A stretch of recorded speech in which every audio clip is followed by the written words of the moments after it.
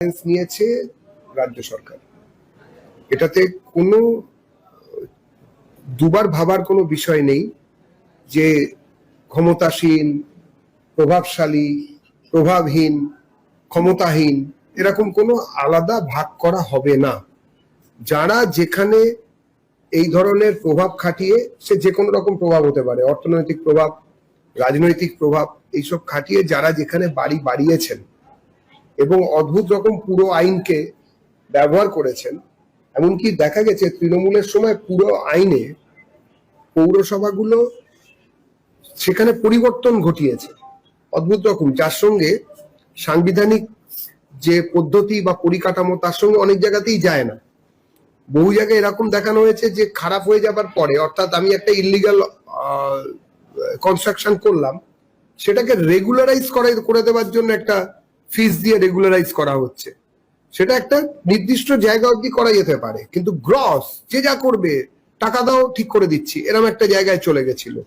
এবং তারপরে যারা বিভিন্ন সময় যাদের কাছে নোটিশ গেছে তাদের মধ্যে কেউ অন্যরকম বলেছেন কিনা আমার জানা নেই, কিন্তু যার কথা আপনারা বলছেন অভিষেক বাবু, তিনি তো প্রায় চ্যালেঞ্জের মুখে, মানে চ্যালেঞ্জের স্টাইলে সবকিছুর উত্তর দিচ্ছেন। কোথায় হয়েছে আগে দেখাতে বলো, তারপর আবার ওদিকে গিয়ে সময় চাইছে, ওদিকে গিয়ে আবার সময় চাইছে কি একটু সময় দাও আমি ভেঙে দেবো। তাহলে কোনটা ঠিক, কোনটা সত্যি?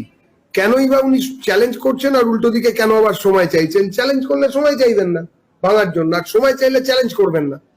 তো এই জিনিসটা সবাই জানে যে ওই যে বাড়িটা, যেটা কিনা কার্যত একটা দুর্গ, যেখানে কিনা বিমানবন্দরের স্টাইলে নাকি ওখানে স্ক্যানিং মেশিন বসানো হয়েছিল, যেখানে নাকি ভেতরে ঢুকলে ঢোকাটা হয়তো ঢুকে পড়তে পারে, বেরোনোটা ভেতরের লোকের ইচ্ছে ছাড়া বেরোনো যায় না।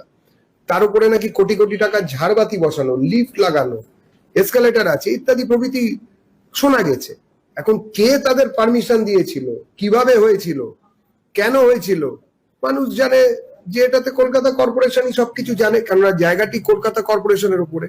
আরো কথা হচ্ছে যে মেয়র সাহেব সেদিন বললেন আমি কারোর ইজারা নিইনি।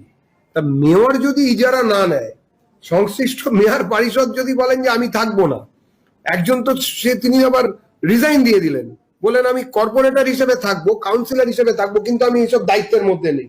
সেই ভদ্রমহিলাও রিজাইন দিলেন। তো এই জিনিস চলতে থাকছে।